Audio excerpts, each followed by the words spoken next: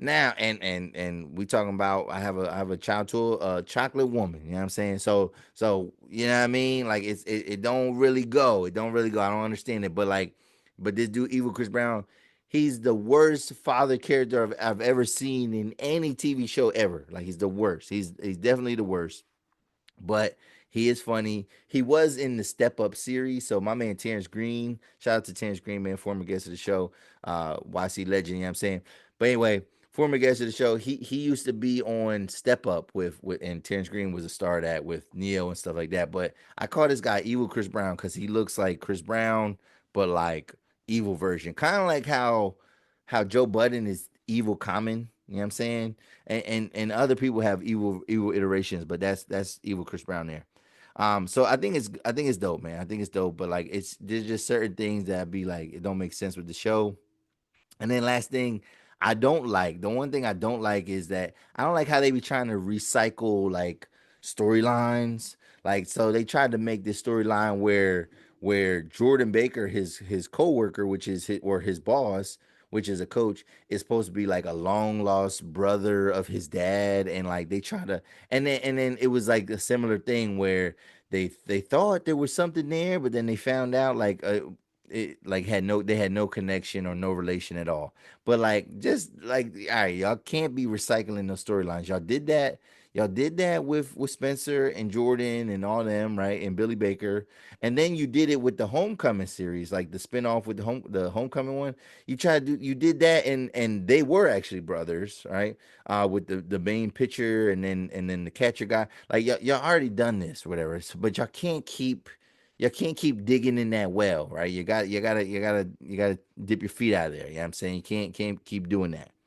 But overall, I think you should watch All American. It's still funny. It's still good. It still makes you feel good, man.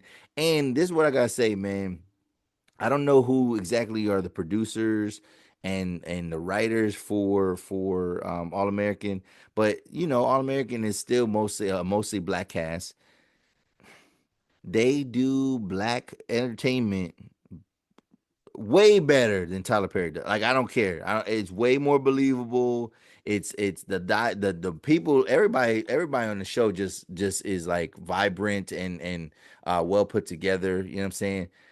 But yeah, they do the writing is way better, way more authentic, way more believable than anything that I ever seen Tyler Perry do. So well on a TV level, because now Tyler Perry do got some, if it ain't Medea, he do got some stuff that's not bad. But you never know. You never know. Another show that I've been that I recently checked out. Oh my god, I can't talk too much about what happens in this show, but I need you. Remember, y'all remember Seventh Heaven? Remember the show Seventh Heaven? So, do y'all remember that the actor, the Stephen Collins, he played he played Reverend Camden, right? The dad, right? Do y'all remember that my man had a scandal? Like he like some stuff came out about him, whatever. So I've been watching this. It's on HBO Max. It's called Hollywood Demons. Hollywood Demons. And basically, it's supposed to be this series, which I don't know when they air new episodes because this was the only episode that was out, and it looked like they're previewing some cool things. But it's basically talking about like people in Hollywood that had like either like bad things happen to them that like we forgot about, or like they have like they have like a dark history to them, right? And the first episode of this series is based on Stephen Collins. And I was thinking like, damn, what the hell Stephen Collins do? Because I remember Seventh Heaven. Like I said I remember there was a time when I was watching it like when it would come out. Like and yo, Seventh Heaven was the biggest show ever on the WB. So I don't know if y'all remember the WB. So the WB and UPN actually merged and created the CW. So what we know is the CW. But no, it used to be the WB and then it was UPN. They were two separate networks and then they merged whatever.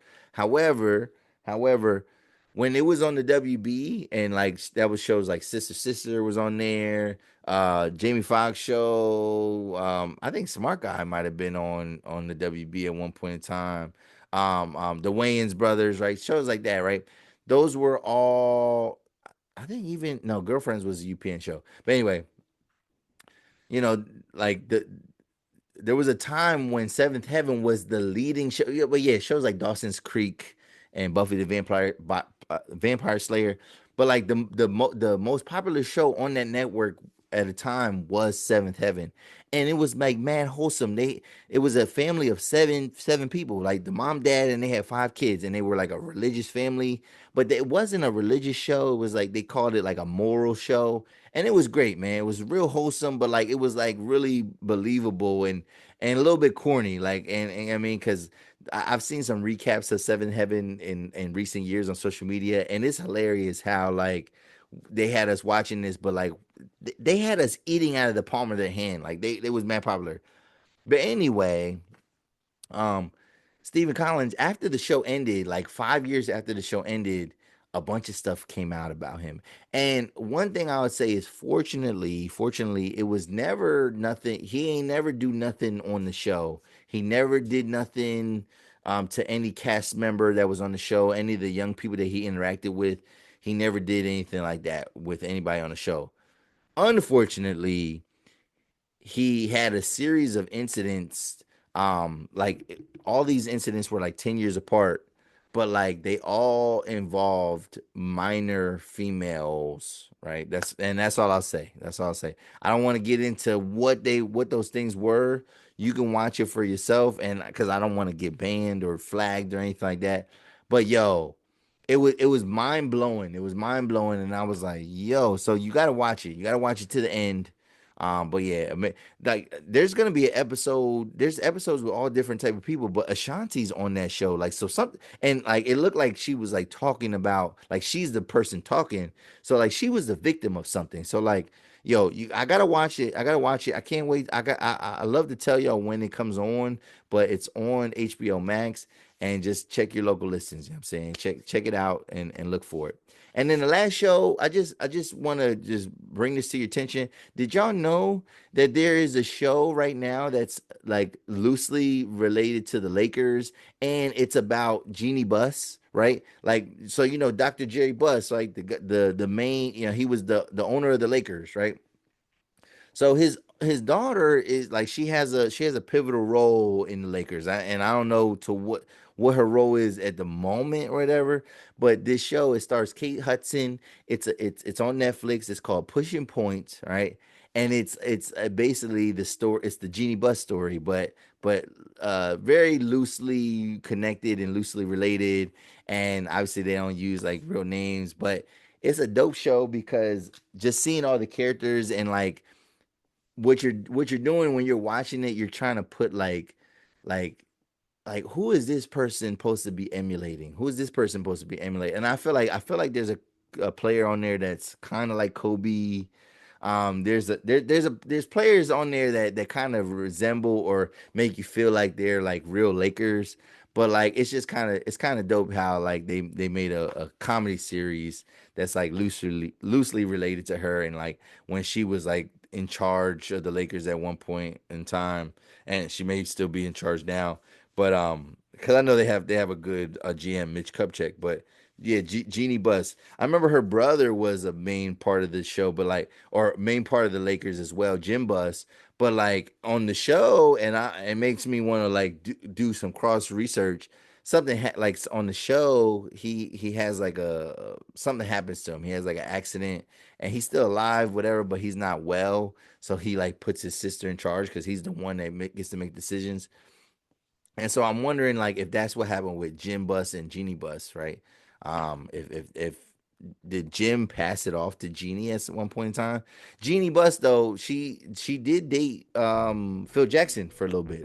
A lot of people know Jeannie Buss because she dated Phil Jackson for a second, but I don't know if they're still together or what their situation was. But I had fun tonight. I'm about to wrap this up. If you're still watching the channel, though, I need you to hit that subscribe button, hit that like button, leave a comment if you want to join the conversation. Share the content as well. Fun episode. You need to go check out all those shows that I told you about. You need to encourage black boys to go to college.